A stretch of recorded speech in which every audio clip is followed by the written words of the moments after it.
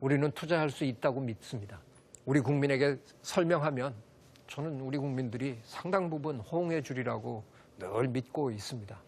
자, 그런 점에서 일단 돈은 모았는데 정부가 늘 하는 말 중에 제가 또 참 섭섭한 것 중에 하나가 무조건 선택과 집중입니다. 언제나 선택과 집중입니다.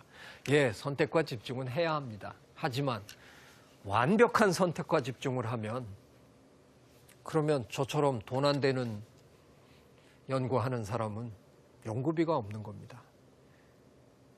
그런데 선택과 집중이 적중하면 참 좋은데 적중을 안 하면 그 다음엔 어떻게 하는 거죠?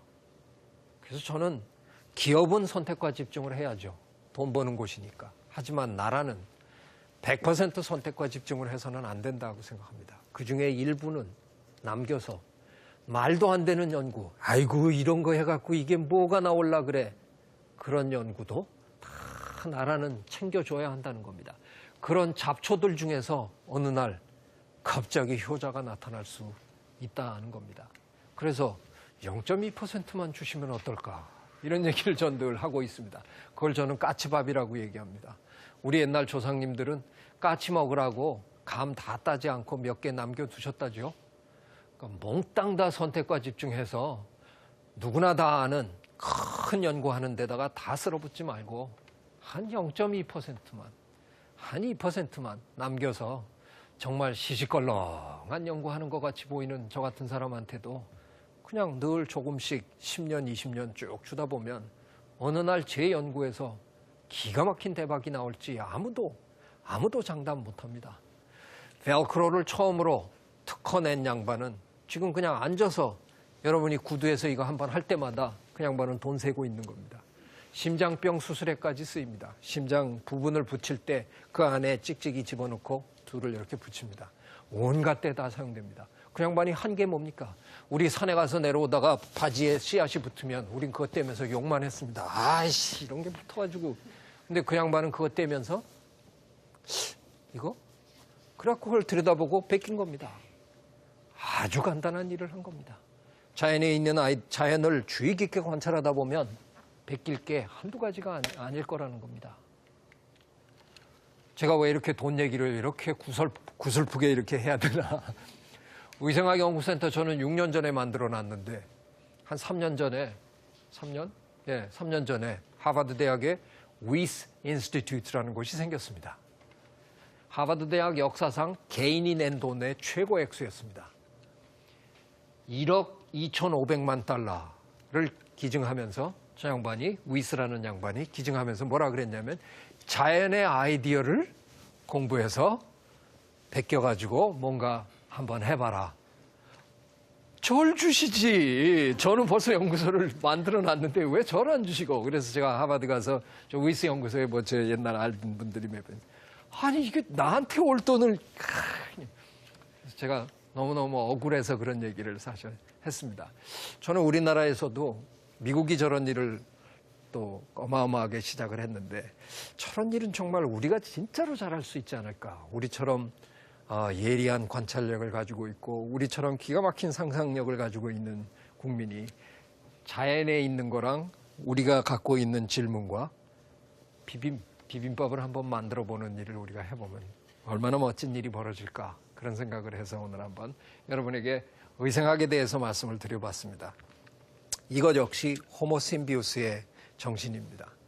자연을 그냥 우리 마음대로 자연에 있는 걸 막 갈아엎고 우리가 필요한 걸 막 만들고 이런 게 아니라 자연이 어떻게 하고 있나 하는 거를 잘 들여다보고 자연과 함께 사는 방법을 자연에 순응해서 그 친구들처럼 우리도 함께 살아가는 방법을 찾아내는 거 이게 바로 의생학입니다.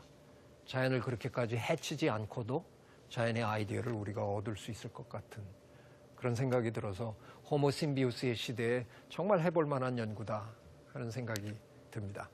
네, 제가 오늘 저 강의에 무슨 질문하실 거 있으세요? 네. 네, 서울에 거주하고 있는 백재나입니다. 네. 먼저 강의 잘 들었고요.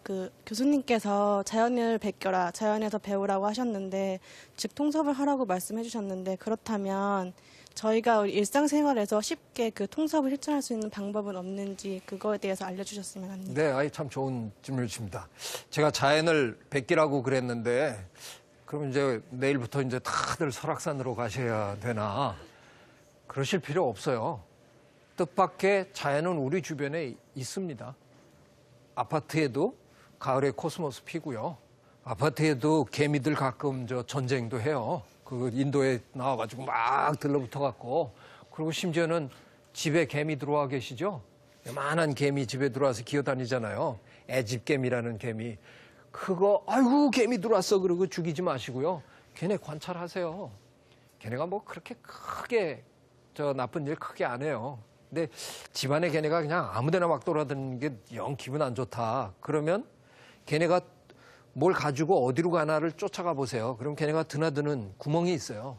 그 구멍에 가까이다가 매일 먹을 걸 좀 주세요. 걔네 뭐 이렇게 항상 그득 차려드려야 되는 거 아니에요. 여러분이 드시던 거 요만큼만 조금만 떼서 주면 고기 왔다 갔다 합니다. 개미는 굉장히 합리적인, 굉장히 계산적인 동물이라서요. 눈앞에 먹을 게 있는데도 나 이 집 다 뒤질래. 그리고 돌아 안 다닙니다. 그거 하느라고 하루 종일 바쁩니다. 거기 앉아서 아이들이랑 같이 앉아서 관찰일지 쓰시고요. 가끔 걔네들 왔다 갔다 하는 그 냄새길 계속 침으로 지워도 보시고 그러면 꼭 가서 우왕좌왕하면서 다시 길 찾는 뭐 이런 거 관찰하시면서 어느 날 또 혹시 알아요? 우리나라 교통체계를 완벽하게 뒤바꿀 수 있는 어떤 기가 막힌 교통체증을 해소할 수 있는 방법을 찾아내실지 걔네들 그 교통체증 일으켜놓고 한번 관찰해 보시고 자연은 우리 주변에 어디에나 있어요. 관찰하시고 자연에 관한 책도 좀 여러 권 사서 자꾸 읽으시고 그러면 꼭 제 눈에만 자연의 비밀이 보이라는 법 없습니다. 관찰을 열심히 하시는 분의 눈에는 언제든지 보이게 되어 있습니다. 한번 하십시오. 예. 제가 공감의 시대라는 주제를 놓고 이렇게 강의를 지금 몇 주 걸쳐서 하고 있는데요. 자연에 있는 아이디어를 자연에서 뭔가 영감을 얻는 거는 간단할지 모릅니다. 하지만 자연과 함께 호흡하고 자연에 있는 걸 그대로 흉내내는 데는 훨씬 더 깊은 공감이 필요합니다. 그냥 자연에 뭐 있네 저거 캐가지고 우리 그냥 뭐 녹여서 뭐 만들자 이게 아니라 자연은 저걸 가지고 어떻게 사는가 하는 거를 함께 느낄 수 있는 수준이 돼야 그 자연에서 진정한 진리를 찾아서 자연과 함께 호흡하면서 살 수 있는 그런 지혜를 얻을 수 있다는 겁니다. 그래서 저는 진정한 의미의 공감의 시대는 의생학과 같은 그런 학문이 발달할 수 있는 토양이 생겨나리라 이렇게 믿고 있습니다. 예, 오늘 제 강의 경청해 주셔서 대단히 감사합니다.